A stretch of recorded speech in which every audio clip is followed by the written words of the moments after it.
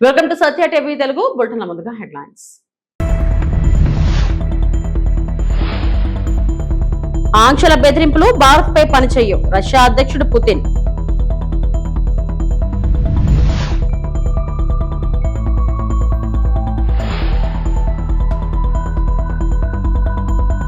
గోదావరి పుష్కరాల కోసం మునికొడాలి అభివృద్ధిపై పవన్ ఫోకస్.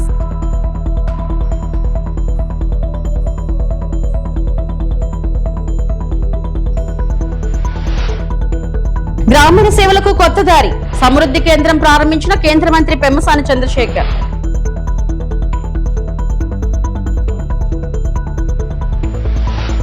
భారత్ ఎల్లప్పుడూ సార్వభౌమ దేశంగా తన జాతీయ ప్రయోజనాల ఆధారంగానే నిర్ణయాలు తీసుకుంటుందని రష్యా అధ్యక్షుడు వ్లాదిమిర్ పుతిన్ పేర్కొన్నారు. రష్యాలోని సెయింట్ పీటర్స్బర్గ్ లో జరిగిన కార్యక్రమంలో మాట్లాడిన ఆయన ప్రధానమంత్రి నరేంద్ర మోడీ నాయకత్వంలో భారత్ స్వతంత్ర విదేశాంగ విధానాన్ని అనుసరిస్తుందని అన్నారు. ఆంక్షల బెదిరింపులు భారత్ పై ప్రభావం చూపవని, అలాంటి ప్రయత్నాలు తిరిగి వాటిని విధించిన వారిపైనే ప్రభావం చూపుతాయని వ్యాఖ్యానించారు. ప్రధాని మోడీతో తమకు దీర్ఘకాలిక సన్నిహిత సంబంధాలు ఉన్నాయని పుతిన్ తెలిపారు. భారత్ కు అవసరమైన అత్యాధునిక నాణ్యమైన ఉత్పత్తులను ఎంచుకునే పూర్తి స్వేచ్ఛ ఉందని, ధర నాణ్యతా ప్రమాణాలను పరిగణలోకి తీసుకుని దేశ ప్రయోజనాలకు అనుగుణంగా నిర్ణయాలు తీసుకోవడం భారత ప్రత్యేకత అని ఆయన పేర్కొన్నారు. Modi would never forget about it. Now he's a prime minister, all the sanctions have been eliminated and the relationship between the USA and India are developing successfully, as I understand, and India is a sovereign country and it is free to choose those products that they consider to be most up-to-date and most applicable for them, and obviously offering the best price-quality ratio.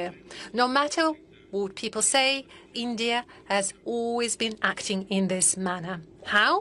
Well, India is always guided by its national interests. Of course, that is a very sensitive area, the defense area. But one thing is particularly important. It is crucially important. And the thing is that our cooperation with India, just like with all other partners of ours, is not subject to political environment. We can't be dictated. Do not deliver that to India. Nobody can dictate us, and nobody would even try to do that. We are always going to do what we consider to be right, and we will always stand true to commitments given to our partners, especially such partners as India. And in this spirit, Kolkata మెట్రోలో కేంద్ర railway సమాచార సాంకేతిక శాఖ మంత్రి అశ్విని వైష్ణవ్ ప్రయాణించారు. ఈ సందర్భంగా కోల్కతా నగర రవాణా వ్యవస్థ అభివృద్ధిపై కీలక ప్రకటన చేశారు. రాబోయే 4 నుంచి 5 సంవత్సరాల్లో కోల్కతా మెట్రో కోసం సుమారు 60 నూతన తరం రైళ్లను ప్రవేశపెట్టనున్నట్లు ఆయన వెల్లడించారు.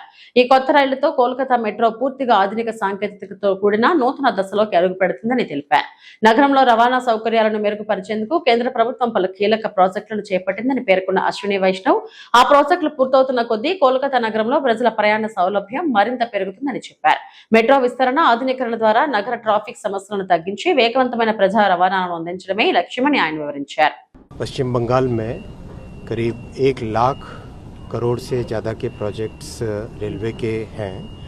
अबाउट 1,02,000 करोड़ रुपीस के प्रोजेक्ट्स हैं, जिस पे काफ़ी लंबे टाइम से प्रयास चल रहा था to get those projects implemented. And because the previous government, TMC government, was not supporting the railway projects.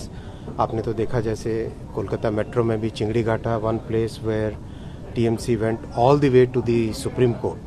पहले हाई कोर्ट में हाई कोर्ट ने जब ऑर्डर दिया कि चिंगड़ी घाटा में करना चाहिए, आगे काम बढ़ाना चाहिए, then TMC government went all the way to Supreme Court. Supreme Court ने भी ऑब्वियसली कहा कि काम होना चाहिए. इस तरह का उनका एटीट्यूड था पूरे प्रदेश में, पूरे स्टेट में. Attitude was not to allow any development works. तो मैंने माननीय मुख्यमंत्री जी से रिक्वेस्ट किया है कि हमारे जितने भी रेलवे के पूरे प्रदेश में प्रोजेक्ट्स हैं, उन प्रोजेक्ट्स का एक बार मिल के सब रिव्यू करें. तो आज उन प्रोजेक्ट्स को कैसे एक्सपीडाइट करना है, कैसे आगे बढ़ाना है जल्दी से जल्दी, और किस तरह से लोगों की जो जन सुविधाएँ हैं उन सुविधाओं को बढ़ाने का वो रिव्यू करने के लिए यहाँ पे मैं आया हूँ. माननीय मुख्यमंत्री जी से जल्दी मिलूँगा, मिलके उनके साथ बैठ के आज ये सारा रिव्यू. कोलकाता मेट्रो के इम्प्रूवमेंट के लिए करीब 60 नए जनरेशन की trains, 60 new generation trains we are planning. In coming 4 to 5 years, these trains will be inducted and Kolkata Metro will get a totally new generation of trains. As the work gets completed on Chingri Ghata area, other sections, Andhra Pradesh విద్యా IT electronics శాఖ మంత్రి నారా లోకేష్ ప్రస్తుతం Russia పర్యటనలో భాగంగా మాస్కోలోని ప్రముఖ విద్యా సంస్థ school 21ను సందర్శించారు. సాంప్రదాయ విద్యా విధానానికి భిన్నంగా విద్యార్థులే కేంద్ర బిందువుగా నడిచే వినూత్న విద్యా నమూనాను ఆయన పరిశీలించారు. సాఫ్ట్వేర్ డెవలప్మెంట్, ప్రోగ్రామింగ్ రంగాల్లో ఉచితంగా శిక్షణ అందిస్తున్న ఈ సంస్థ పనితీరును అధ్యయనం చేసిన మంత్రి లోకేష్ భవిష్యత్ విద్యా విధానాలపై అక్కడి నిర్వాహకులతో చర్చలు జరిపారు. రష్యాలోని స్పేర్ బ్యాంక్ ఆధ్వర్యంలో నడుస్తున్న ఈ సంస్థ ప్రపంచ ప్రఖ్యాత ఇంటర్నేషనల్ 42 నెట్వర్క్ లో సభ్యత్వం కలిగి ఉండటం విశేషం. విద్యార్థుల నైపుణ్యాల అభివృద్ధికి ప్రాధాన్యం ఇస్తున్న ఈ ఆధునిక విద్యా విధానం పట్ల మంత్రి ఆసక్తి వ్యక్తం చేశారు.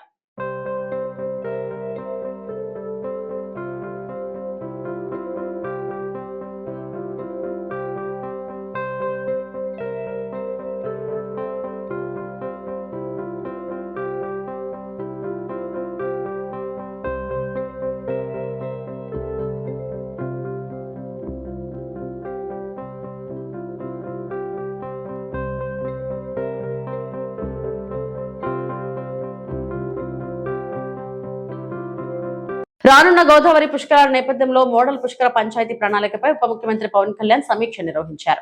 మంగళగిరిలోని తన క్యాంప్ కార్యాలయం నుంచి వర్చువల్ గా ఈ సమావేశాలు నిర్వహించారు. సమీక్షలో తూర్పు గోదావరి జిల్లా కలెక్టర్ కీర్తి చేకూరి సహా సంబంధిత అధికారులు పాల్గొన్నారు. ముందుగా మునికొడాలి గ్రామాన్ని మోడల్ పుష్కర పంచాయతీగా అభివృద్ధి చేయాలని ఆదేశించిన పవన్ కళ్యాణ్ అక్కడ జరుగుతున్న అభివృద్ధి పనుల పురోగతిని వివరంగా పరిశీలించారు.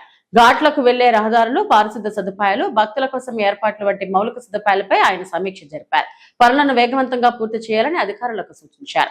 ఈ నెల 18వ తేదీ తర్వాత మునికొడాలిని స్వయంగా సందర్శిస్తారని ఉప ముఖ్యమంత్రి ప్రకటించారు. అలాగే ఈ మోడల్ పంచాయతీని ఆధారంగా తీసుకుని ఇతర పుష్కర ఘాట్లను కూడా అభివృద్ధి చేయాలని ఆయన సూచించారు. Okay, sir. We'll plan accordingly, sir. మీరు ఒకసారి what we had done for Pedapenki, just share that experience. Yes, sir. Yes. Sir actually Keerthi కూడా కొన్ని మ్యాజిక్ ట్రైన్స్ చాలా బాగా చేశారు సార్.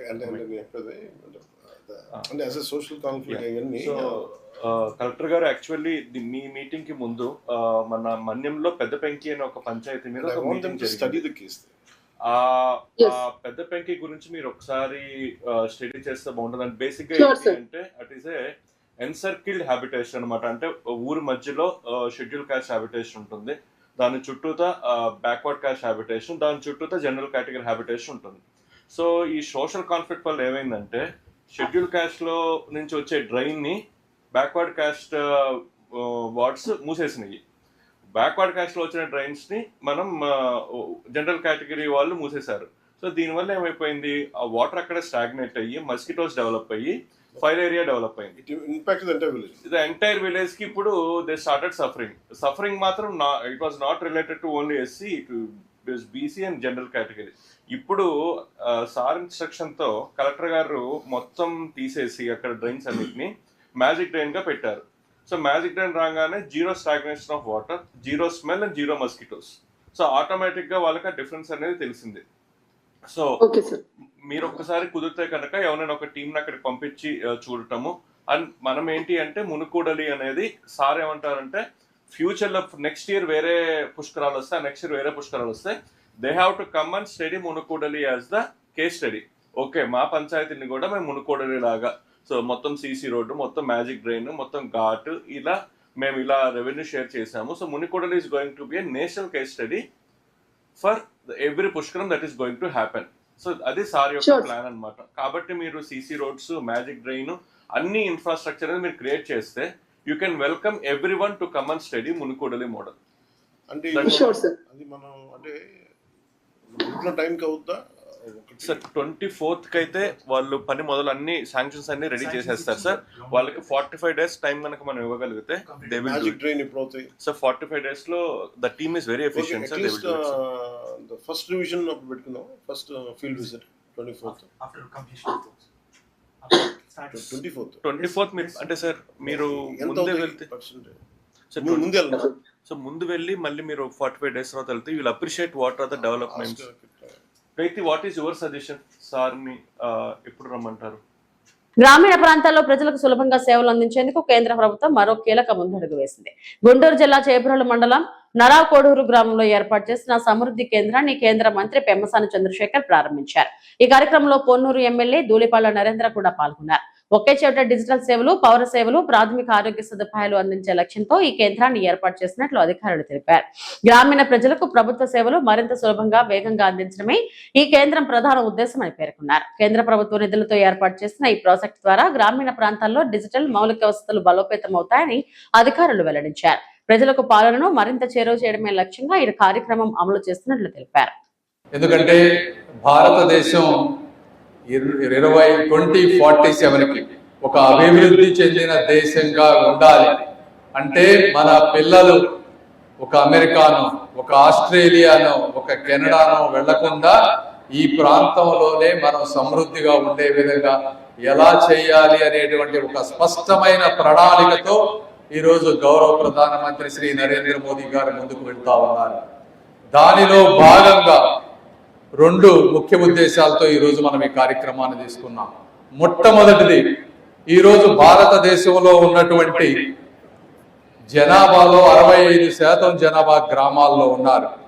భారత్ ఆత్మ గ్రామాల్లో ఉంది అని ఆ రోజు మహాత్మా గాంధీ గారు చెప్పినటువంటి వాక్యం ఈ రోజుకు కూడా సత్యం అనే విషయాన్ని గుర్తుపెట్టుకుంటా ఉన్నాం. అందుకే భారతదేశం అభివృద్ధి చెందాలంటే మొట్టమొదటిగా గ్రామాలు కూడా అభివృద్ధి చెందాలి అనేటువంటి ఒక ఉద్దేశం.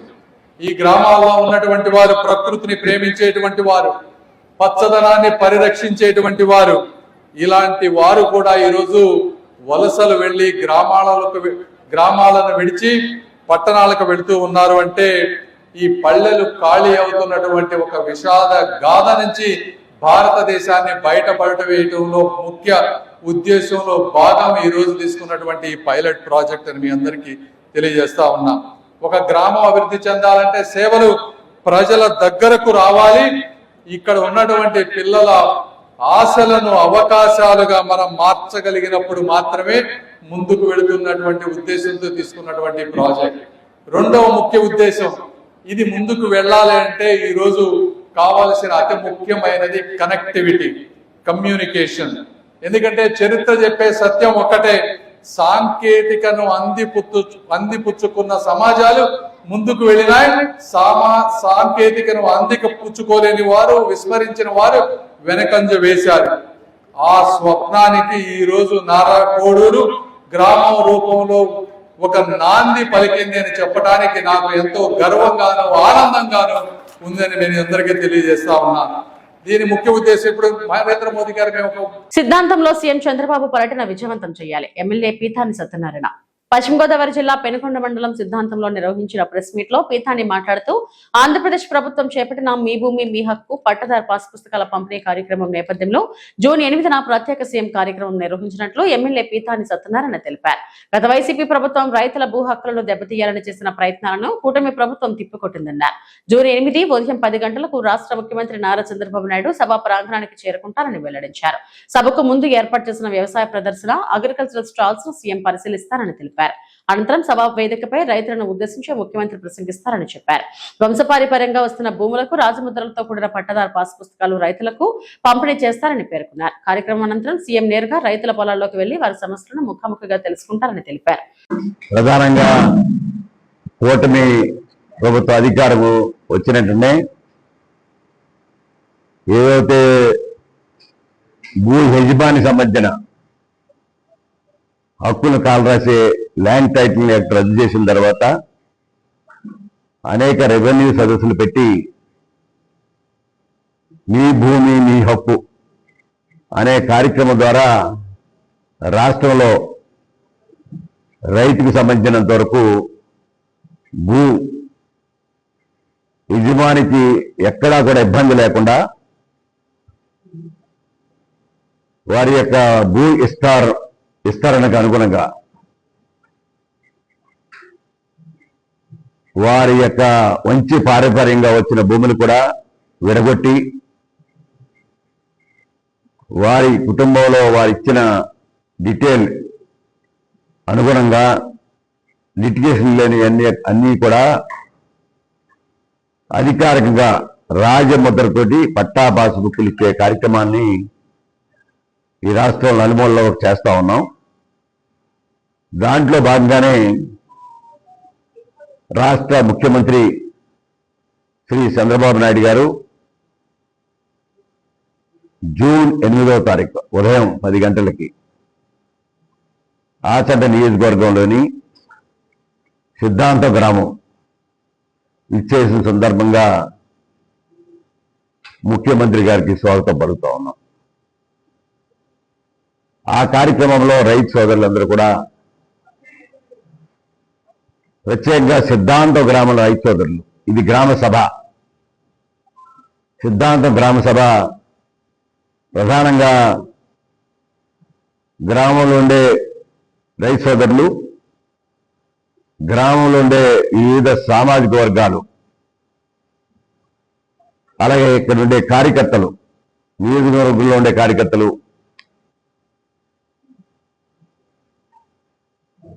ప్రత్యేకమైన సమావేశాన్ని 10 గంటలకు వచ్చి స్టాల్స్ అవడం కానీ, అగ్రికల్చర్ స్టాల్స్, ఇతర రైతులకు సంబంధించిన రెవెన్యూ స్టాల్స్ అన్ని చూసిన తర్వాత కార్యక్రమాన్ని మొదలు పెడతారు. 1:30 లోపు ఏదైతే పట్టాదారు పాస్ పుస్తకాలకు సంబంధించిన మీ భూమి మీ యొక్క కార్యక్రమం పూర్తవుతుంది. నర్సీపట్నం 23వ వార్డులోని పాత బస్టాండ్ వద్ద స్వర్గీయ ఎన్టీఆర్ విగ్రహాన్ని రాష్ట్ర శాసనసభ స్పీకర్ చింతకల అయ్యన్న పాత్రుడు, ఆయన సతీమణి పద్మావతి ఆవిష్కరించారు. ఈ సందర్భంగా అయ్యన్న పాత్రుడు మాట్లాడుతూ రాజకీయాల్లో తనకు అవకాశం ఇచ్చిన మహానేత ఎన్టీఆర్ అని గుర్తు చేసుకున్నారు. మహిళలకు సమాన హక్కులు, రిజర్వేషన్లు, పేదలకు ₹2 బియ్యం వంటి సంక్షేమ పథకాలతో ఎన్టీఆర్ ప్రజల హృదయాల్లో చిరస్థాయిగా నిలిచారని అన్నారు. నర్సీపట్నం అభివృద్ధికి తాను కట్టుబడి ఉన్నారని స్పీకర్ స్పష్టం చేశారు. గత 2 ఏళ్లలో మున్సిపాలిటీ పరిధిలో 319 అభివృద్ధి పనులకు 242,66,00,000 రూపాయలు నిధులు తీసుకొచ్చినట్టు తెలిపారు. త్రాగునీటి సమస్య పరిష్కారానికి 185 కోట్ల రూపాయల ప్రాజెక్టు చేపట్టామని, ఆసుపత్రి అభివృద్ధికి 2,63,00,000 ఖర్చు చేసినట్లు వెల్లడించారు. అలాగే మున్సిపాలిటీలో వార్డుల సంఖ్యను 28 నుంచి 40కు పెంచనున్నట్లు తెలిపారు. 23వ వార్డు అభివృద్ధికి 90 లక్షల రూపాయలు మంజూరు చేసినట్లు ప్రకటించారు. కార్యక్రమంలో టీడీపీ నాయకులు, కార్యకర్తలు, మహిళలు, స్థానిక ప్రజలు పెద్ద సంఖ్యలో పాల్గొన్నారు. ముందుగా మీ అందరికీ నమస్కారం తెలియజేస్తూ, మరి వేళ ఎన్టీ రామారావు గారు విగ్రహం ఓపెన్ చేయడం అంటే అది అదృష్టంగా మేము భావిస్తాం. నేనైతే మరీ భావిస్తాను. ఎందుకంటే నాకు ఈ రోజు ఎలా ఉన్నానంటే కారణం, రాష్ట్రంలో ఉన్నత పదవులు ఉన్నానంటే కారణం ఎన్టీ రామారావు గారు. మీకు ఇప్పుడు పొరవలు తెలియదు కానీ పెద్దలందరూ తెలుసు. ఆ రోజు నాకు 25 సంవత్సరాల వయసు. అప్పుడు ఇక్కడ నాకు పెళ్లి కూడా జరగలేదు. ఇప్పుడు ఎన్టీ రామారావు గారు నాకు రమ్మని పరుగుపడి హైదరాబాద్ వెళ్ళాను. హైదరాబాద్ లో పిలిచి కూర్చోబెట్టి, సార్ రమ్మన్నారట, వచ్చారు సార్ అంటే, అప్పుడు అతను ఎవరో నాకు సినిమాలు చూసాను తప్పైతే డైరెక్ట్ గా అప్పుడు అతనితో మాట్లాడలేదు నేను. అదే ఫస్ట్ టైం మాట్లాడటం. లేదు బాబు తమ్ముడు, నీకు ఎమ్మెల్యే సీట్ ఇస్తారు, పోటీ చేస్తారు అడిగారు. 25 సంవత్సరాలు నాకు. సరే పోటీ చేస్తారన్నా, అది పోటీ చేయమన్నారు. ఆ రోజు పోటీ చేసే అవకాశం, రాజకీయ అనుకూల ఇచ్చే అవకాశం ఇచ్చి ఈవేళ మంత్రిగా, అనేకసారి మంత్రిగా, ఎమ్మెల్యేగా, ఈరోజు రాష్ట్రానికి సభాపతిగా ఈరోజు గౌరవంగా మనకు ఉన్నారంటే కారణం ఆ మహానుభావుడు ఎన్టీ రామారావు. మనం చాలా మంది రాజకీయ నాయకులు చూస్తాం. ఆంధ్రప్రదేశ్ రాష్ట్రంలో నిర్వహించిన డిఎస్సి నియామకాల్లో భారీ అక్రమాలు జరిగాయని వైఎస్ఆర్సీపీ ఎమ్మెల్సీ పర్వత చంద్రశేఖర్ రెడ్డి ఆరోపించారు. తాడేపల్లిలోని పార్టీ కేంద్ర కార్యాలయంలో మీడియాతో మాట్లాడిన ఆయన డిఎస్సి వ్యవహారంలో ప్రభుత్వం ప్రజలను తప్పుతో పట్టిస్తుందని విమర్శించారు. సుమారుగా 3 లక్షల మందికి పైగా డిఎస్సి రాసినటువంటి నిరుద్యోగులందరూ కూడా పడుతున్నటువంటి వేదనని వైఎస్ఆర్సీపీ గత కొన్ని రోజులుగా ప్రజల ముందుకు తీసుకురావడం కానీ, జరిగినటువంటి వారికి న్యాయం చేయమని చెప్పి వైఎస్ఆర్సీపీ పోరాడుతూ ఉంది. ఈరోజు ప్రతి నిరుద్యోగి కూడా తమకు జరిగిన అన్యాయాన్ని మాతో సంప్రదించడం కానీ, మాకు వారు వాట్సాప్ ద్వారా వారికి ఉన్నటువంటి సమాచారాన్ని అంతా కూడా పెట్టడం కూడా జరుగుతూ ఉంది. అయితే ఈరోజు కోనా శశిధర్ గారు స్కూల్ ప్రిన్సిపల్ సెక్రటరీ, అలానే అజయ్ జైన్ గారు స్పెషల్ చీఫ్ సెక్రటరీ, వీరందరూ కూడా ఈరోజు ప్రెస్ మీట్ పెట్టడం జరిగింది. గత వారం కూడా ప్రిన్సిపల్ సెక్రటరీ గారు ప్రెస్ మీట్ పెట్టినప్పుడు ఆయన చెప్పినటువంటి వాటిల్లో ఉన్నటువంటి అసత్యాలన్నింటినీ కూడా మేము ప్రజల ముందుకు తీసుకురావడం కూడా జరిగింది. అసలు 1:1 రేషియోలో కాల్ లెటర్ పంపించినాము అంటే దాని అర్థం ఏంటి అని అనేది ఒకసారి అర్థం చేసుకోవాలి. కాల్ లెటర్ కింద ఏదో కొన్ని కండిషన్స్ రాసినాము అంటారు. కండిషన్స్ ఎప్పుడు కూడా ఉంటాయి. తెచ్చినటువంటి సర్టిఫికేట్స్ లో కనుక జెన్యున్నెస్ లేకపోతే వారికి పోస్ట్ ఇవ్వకుండా ఉండేదానికి అవకాశం ఉంటుంది. 1:1 అని మీరు కన్ఫర్మ్ చేస్తా ఉన్నారు. 1:1కి అర్థం ఏంటి అన్నది మీరు ఒకసారి అర్థం చేసుకోవాలి. రెండో పాయింట్కి వచ్చేటప్పటికి హారిజాంటల్ రిజర్వేషన్ అని మేము మొట్టమొదటిగా అప్లై చేసినాము. దానివల్ల ఈ సమస్యలు వస్తాయి. 1:1లో పిలిచినా కూడా ఉద్యోగాలు రావు అని చెప్పి ఆయన మాట్లాడడం జరిగింది. ఇది ఎంత అసంబద్ధంగా ఉందంటే మీకు అంటే ఆయన చెప్పినటువంటిది బేసిక్ గా నేను ఆయన చెప్పిన దానికి ఇంకోటి కూడా చెప్తాను. ఆయన ఆర్టీసీ బస్ ఎగ్జాంపుల్ చెప్పినారు. నేను ఇంకొక ఎగ్జాంపుల్ చెప్తాను. వర్టికల్ రిజర్వేషన్, హారిజాంటల్ రిజర్వేషన్ ఇవి రెండు కూడా ఉంటాయి మామూలుగా రిజర్వేషన్ సిస్టంలో. వర్టికల్ రిజర్వేషన్ అంటే OC, BC, SC, ST, EBC వీరందరినీ కూడా వర్టికల్ రిజర్వేషన్ లో అకామిడేట్ చేయడం జరుగుతుంది. నర్సీపట్నం మన్యం జిల్లాలోని సాలూరు మండలం మామిడి పంచాయతీ పరిధిలో ఏనుగుల సంచారం స్థానిక ప్రజలను భయాందోళనకు గురిచేస్తుంది. పూరిగాని వలస గ్రామ సమీపంలోని పామాయిల్ జీడి తోటల్లో ఏనుగుల గుంపు చక్కర్లు కొడుతుండటంతో రైతులు, కూలీలు తీవ్ర ఆందోళన వ్యక్తం చేస్తున్నారు. ఒడిశా సరిహద్దుకు సుమారు 10 కిలోమీటర్ల దూరంలో ఉన్న ఈ ప్రాంతంలో గత కొన్ని రోజులుగా ఏనుగుల కదలికలు పెరిగాయి. ఏనుగుల సంచారం నేపథ్యంలో మామిడి పంచాయతీతో పాటు పరిసర గ్రామాల ప్రజలను అటవీశాఖ అధికారులు అప్రమత్తం చేశారు. ముఖ్యంగా రాత్రి వేళలో తోటల వద్దకు వెళ్లరాదని, ఏనుగులు కనిపించిన వెంటనే అటవీశాఖ సిబ్బందికి సమాచారం అందించాలని సూచించారు. ప్రజలు గుంపులుగా ప్రయాణించాలని, ఏనుగులను రెచ్చగొట్టే ప్రయత్నాలు చేయవద్దని హెచ్చరించారు. ఇదిలా ఉండగా మామిడి పంచాయతీకి చెందిన రైతు రామారావు పామాయిల్ తోటలోకి ప్రవేశించిన ఏనుగులు డ్రిప్ ఇరిగేషన్ పైపులను ధ్వంసం చేశాయి. దీంతో రైతులకు భారీ నష్టం వాటిల్లింది.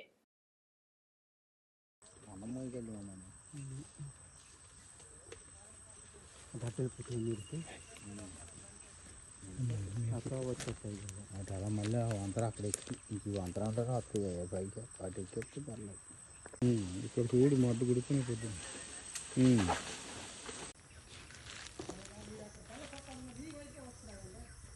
ఊరుకో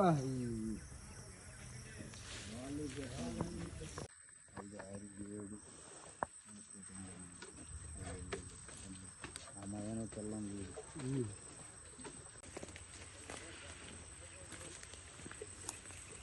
3 పిల్లల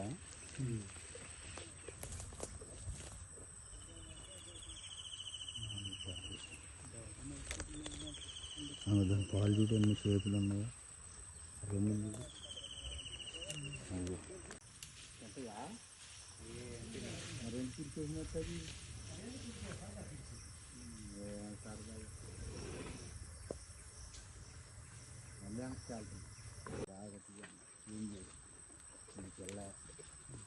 పక్కన పిల్ల ఎలా చూపిస్తున్నారు.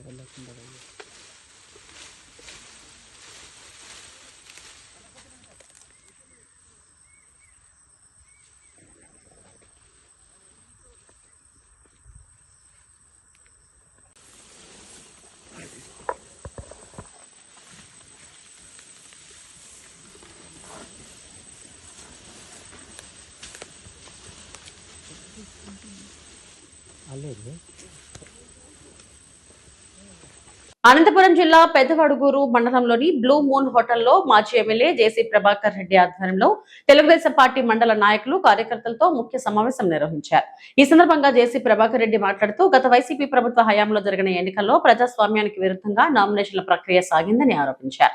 అప్పట్లో అభ్యర్థులు స్వేచ్ఛగా నామినేషన్లు వేయకుండా అడ్డుకున్నారని, కొంతమంది పోలీసు అధికారులు కూడా అధికార పార్టీకి అనుకూలంగా వ్యవహరించారని విమర్శించారు. నామినేషన్ల సమయంలో బెదిరింపులు, రిగ్గింగ్లు జరిగాయని, ఎన్నికల ప్రక్రియలో ప్రజాస్వామ్య విలువలు దెబ్బతిన్నాయని ఆయన పేర్కొన్నారు. నేను ఒకటి చెప్తా, పోయినసారి పంచాయతీ ఎలక్షన్లు సక్రమైన పద్ధతిలో జరగాల, యునానిమస్ అయినాయి. దానికి మూల కారణము ఆ రోజున్నే ఎస్పీలు, డిఓఎస్పీలు, సిఐలు, ఎస్ఐలు నా దగ్గర రేపు ఎలక్షన్ టైంలో చేస్తారు కాబట్టి ఇదే ఆ రోజు జరిపిన ఎస్ఐ సిఐ డివైఎస్పీ గారు మాకొచ్చి యునానిమస్ చేయించి పంపిస్తారు. అంటే ఆ రోజు ప్రజాస్వామ్యం వద్దు, ఇప్పుడు ప్రజాస్వామ్యము ఏమనంటే మమ్మల్ని జైలు రండి, డిబేట్కి రండి. తులాల బంగారం దోపిడీ కేసు ఛేదించిన మల్కాజ్గిరి పోలీసులు మేడ్చల్ మల్కాజ్గిరి కమిషనరేట్ పరిధిలోని సంచలనం సృష్టించిన భారీ గృహ దోపిడీ కేసును జవహర్ నగర్ పోలీసులు విజయవంతంగా ఛేదించారు. కౌకూరులోని మోహన్స్ గోల్ఫ్ ఎన్క్లేవ్ లో నివాసం ఉంటున్న అంతర్జాతీయ ఆర్బిట్రేటర్ మురళీమోహన్ నర్సీపురం ఇంట్లో గత మే 12న దోపిడీ జరిగింది. ఇంట్లో పనిచేసే నేపాలీ కార్మికులు సులభంగా డబ్బు సంపాదించాలనే ఉద్దేశంతో పథకం రచించి ఈ నేరానికి పాల్పడ్డారని పోలీసులు వెల్లడించారు. పుట్టినరోజు వేడుక పేరుతో ఇంట్లోకి ప్రవేశించిన నిందితులు దంపతులను బంధించి మత్తు పదార్థం ఇచ్చి అపస్మారక స్థితికి చేర్చారు. అనంతరం సుమారు 60 తులాల బంగారం, 15 కిలోల వెండి వస్తువులు, 3000 అమెరికన్ డాలర్లు, మొబైల్ ఫోన్లు సహా విలువైన వస్తువులను అపహరించారు. కేసు దర్యాప్తు కోసం 6 ప్రత్యేక బృందాలను ఏర్పాటు చేసిన పోలీసులు 255 సీసీ కెమెరాల ఫుటేజ్లను పరిశీలించి పలు రాష్ట్రాలతో పాటు నేపాల్ సరిహద్దుల్లోనూ గాలింపు చేపట్టారు. నేరం జరిగిన 5 రోజుల్లోనే 4 నిందితులను అరెస్టు చేసిన పోలీసులు సాంకేతిక నిఘా మరియు ఫీల్డ్ ఇంటెలిజెన్స్ ఆధారంగా పరారీలో ఉన్న మరో 4 ప్రధాన నిందితులను కూడా అదుపులోకి తీసుకున్నారు. నిందితుల వద్ద నుంచి దోచుకున్న బంగారు ఆభరణాలు, వెండి వస్తువులను స్వాధీనం చేసుకున్నారు. కొందరు నిందితులకు గతంలో కూడా చోరీ కేసులతో సంబంధాలు ఉన్నట్లు దర్యాప్తులో తేలింది. కేసును ఛేదించడంలో విశేష కృషి చేసిన పోలీసులు, అధికారులు, సిబ్బందికి నగదు బహుమతులను అందజేసినట్లు Malkajgiri police commissioner B Sumathi తెలిపారు. మల్కాజ్గిరి కమిషనరేట్ లో ఒక సీరియస్ నేపాలీ డెకాయిటీ, నేపాలీ గ్యాంగ్తో అంటే పనిచేసే వాళ్ళ మూఠాతో ఒక 2 సీనియర్ సిటిజన్స్ కపుల్ పైన వారి ఇంట్లో డెకాయిటీ జరిగింది. ఆ డెకాయిటీలో దాదాపుగా మురళీమోహన్ తర్వాత తన వైఫ్ వీరు ఇంటర్నేషనల్ ఆర్బిట్రేటర్గా పనిచేస్తారు. వీళ్ళు golf enclave, Mohan's golf enclave అనే ఒక కౌకూర్ లిమిట్స్లో నివసిస్తారు. వీరిద్దరూ సీనియర్ కపుల్ ఇంట్లోనే ఉంటారు. ఆవిడ డాక్టర్గా పనిచేస్తారు, సీనియర్ పెథాలజిస్టు. అయితే వీరు సీనియర్ కపుల్ అని ఎరిగి వీరి నిస్సహాయతను వాళ్లకు తెలుసుకొని ఒక ఫస్ట్ ఈరోజు మనము అరెస్ట్ చేయబడ్డ మీనా అలియాస్ మమత, తర్వాత ఆమె భర్త రాజేష్, ఇద్దరిని పని వాళ్ళని తీసుకొని వచ్చి వాళ్ళ ఇంట్లో పెట్టడం జరుగుతుంది. ఎవరినైతే తీసుకొని వచ్చిండ్రో సబీనా, తర్వాత బిస్వాల్, వీళ్ళని మనం ఆల్రెడీ అరెస్ట్ చేసి ఉన్నారు. కాకపోతే ఈ మీనా అన్న ఆమె, తర్వాత ఆమె భర్త, ఎస్పెషల్లీ మీనా అన్న ఆమె తీసుకొని మిగిలిన వాళ్ళని పనిలో పెట్టించిన క్రమంలోనే దాదాపుగా 6 మందిని ఆ ఇంట్లోకి చేరుస్తుంది. పని చేసే వాళ్ళు 2, వాళ్ళకి సపోర్టింగ్ బయట ఈమె పని నేర్పించడానికంటూ 2, తర్వాత ఈమె ఇంకొకరిని తీసుకొని ఆమె భర్త పేరుతో 7 మందిని టోటల్గా ఆ ఇంట్లో సర్వెంట్ క్వార్టర్స్లో చేరుస్తుంది. చేరిన తర్వాత 25 వీళ్ళు ఆ రోజు ఏం చేస్తారంటే 12/5 రోజు ఈ ఇంట్లో పని నేర్పించిన ఆమె ఎవరైతే సబీనా అన్న ఆమె ఉందో ఆమెకు సరిగ్గా పని రాదు అన్న నెపంతో మీనా వేరే వాళ్ళని కూడా తెచ్చి పని నేర్పించడానికంటూ ఆమె కూడా అక్కడికి వచ్చి చేరుతుంది. చేరిన తర్వాత ఇవి ఇప్పటివరకు బులెటిన్ అప్డేట్స్. నమస్తే.